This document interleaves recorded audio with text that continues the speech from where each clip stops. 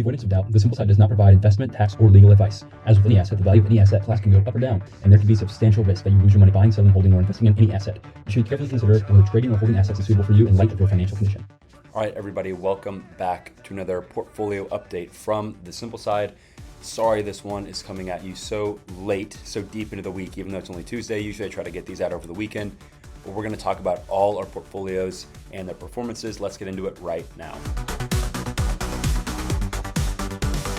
Welcome to the Simple Side. Market beating picks inside.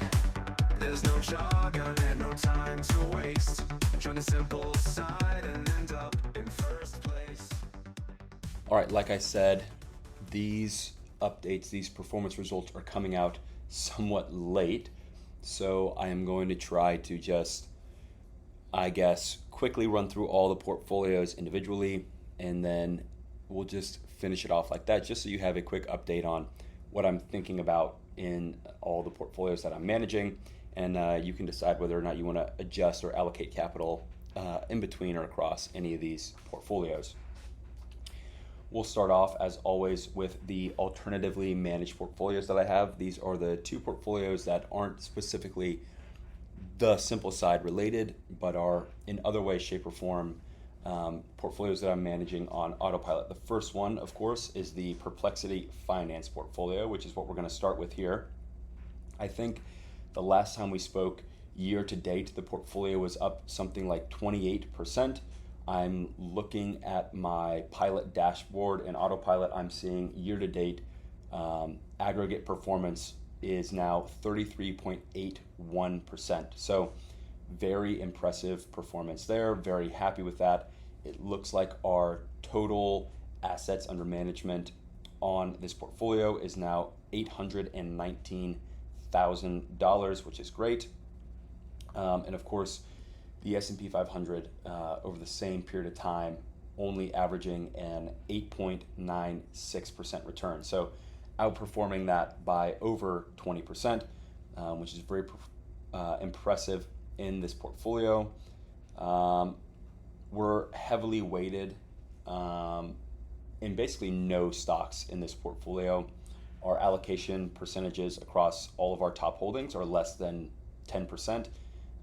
We have a couple that are over 5. I think about 5 different stocks that are over 5% in the portfolio, but everything else under 10%. Our top performing stock is Micron Technology, ticker MU. We're up around 381% on the stock as of the time of recording, obviously. And our number 2 performer is Lam Research Corporation, ticker LRCX, and that's up about 96% at the time of recording. Last week, the portfolio year to date was up 28.78%. So seeing now that we're up 33.81% is great to see. We're growing week over week. And last time we looked at the 3-month performance, I think we were up 20.29%. And now we are sitting at up 29.38%. So impressive performance over the past 3 months as well.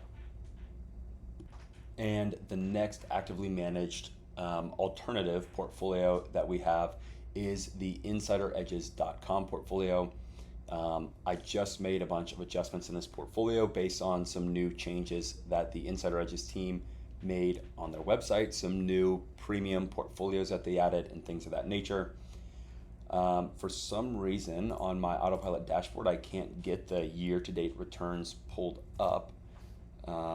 But I can see that over the past 3 months, we're up around 10.21%, slightly underperforming the S&P 500, which is up around 13.5% over the same period of time.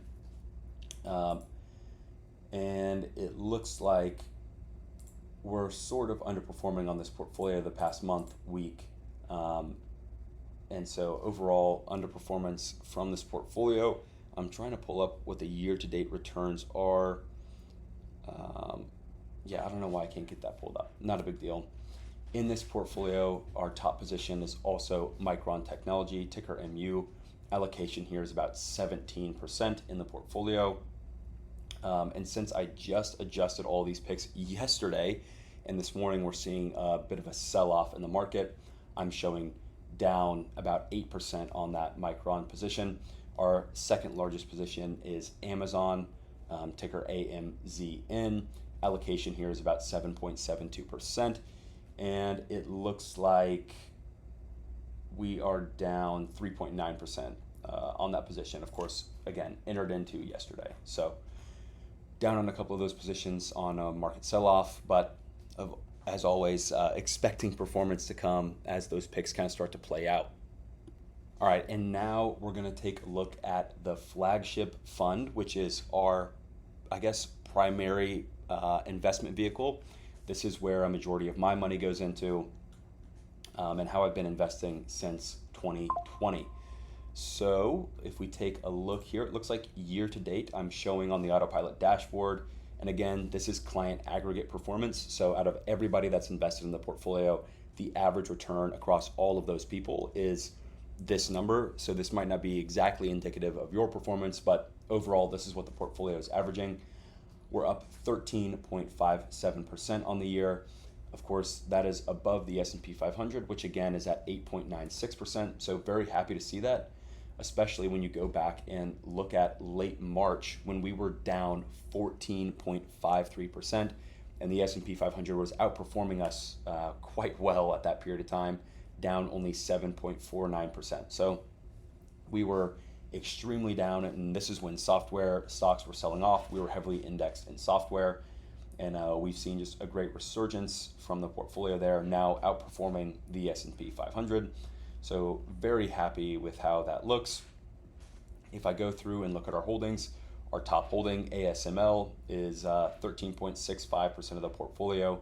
We're up about 50% on that holding. Google sitting at number 2, up about up about 71% on that portfolio with an allocation of 12.16%. So good performance coming out of our top picks here in this portfolio. Something that we are heavily indexed in now, no longer software, but we are heavily indexed in a lot of semiconductor stocks here. I still think these are very quality names, but watching the sell-off kind of happening this morning, we're probably going to see some poor performance coming out of this portfolio until that, I guess what you could call semiconductor sell-off stops, if and when it stops, and I'm sure it will. I'm not very worried about that at all. We have a lot of other quality names in our portfolio that are kind of underperforming. So I expect if semiconductors do sell off, we'll see our portfolio come down a little bit. However, those other names, those other quality names, we should probably see a rise out of those as they are less, I guess, quote unquote, growth focused. And I'm getting an alert right now that Micron is down about 10%. So that's going to hit us pretty hard in those other two managed, alternatively managed portfolios, InsiderEdges.com and Perplexity Finance. So if you're in those portfolios, be prepared for a bit of a drawdown. I'm sure that it's going to come in ASML as well, and some of the other semiconductor stocks that I have. So just be ready for a drawdown today, but it shouldn't be anything too distraught. I wouldn't be too distraught about it. I'm sure this sell-off is a lot of news focused, not a lot of fundamental changes that I've seen, so I wouldn't be too worried about it. All right, the next thing that we have for you guys is the tech-focused growth portfolio, which surprisingly, I just have not been able to find a solid footing with this portfolio and the holdings and the performance across the board. Top performers, Zeta, Global Holdings, ticker ZETA, Ouster, ticker OUST, 12.2% and 11.96% allocations for those two stocks. Zeta is up 34.2%. Ouster is up 107.6%. So great performance on our top two picks, but everything else below that has just been, like I said, struggling to kind of find a footing, to kind of find a hold, and to outperform. Year to date, this portfolio is struggling, down about 11.33%, while the S&P 500, again, up that 8.96. So very surprising that we're struggling as much as we are to kind of catch up there. I do think that by the end of the year, we are going to kind of find our footing here. We're going to catch up with that. We have a lot of quality names that I think are in this portfolio. And again, we've had a couple picks that we just ended up picking right at the top, and the stocks kind of struggled afterwards. But I do see long-term growth prospects in both of these. I won't drop those names now just because I want to keep those two names reserved for paying subscribers, but I think when those two picks start to pick up, we'll start to kind of see that performance again catch its footing and start to grow again. If we do look at performance over the past 3 months, we're up about 1%, while the S&P 500 is up about 13%. Again, just struggling to find a footing. Earlier in June, we were up about 16.34%, while the S&P 500 was up 15.9%. So again, we definitely have the ability in this portfolio to catch up and surpass S&P 500 returns. I think we're just missing out on some of these growth opportunities. And I'm watching stocks, I'm watching potential investments for us in this portfolio that could kind of help bolster those returns. And I just haven't found anything that I want to rotate into yet, or any stocks that I think are so bad we need to remove them from the portfolio. But I am watching that for sure. So again, I don't think there's much to do here except for kind of rest, wait, and watch and see if some of our stocks can start to pick up, and return for us here. But overall, it's going to be a waiting game in the tech-focused growth world. Now, the last thing that I have for you is the second-hand effects portfolio. Of course, this is focused heavily on AI. Year to date, I'm showing aggregate performance of 20.96% returns. Again, outperforming the S&P 500, which is at that 8.96% return mark. So we're up about 12% over the S&P 500 right now. Again, our top pick here has just been incredible. It's been Bloom Energy. It's at about a 15% allocation in the portfolio, up around 987% since we initially picked it. I'm sure we'll see this kind of sell off today as we see the broader market and tech sell off. But overall, very well. The second pick that we have here is GEV, which is GE Verona, 7.78% weighting, and is up 56.5%. So great performance out of the top two picks in this portfolio as well, but we're seeing a bit of a drag from lower quality, lower placed picks in the portfolio. Again, I'm not worried about this at all. I think energy has a very, very, very long runway when it comes to the AI build out. We're still seeing tons of data centers put on. We're seeing tons of money being thrown to data centers, and we know that the grid cannot sustain the current build out and all of that stuff. So we're expecting things like Bloom Energy, we're expecting power generators, we're expecting things like that to really pick up and grow and flourish in that kind of environment over the next couple of years.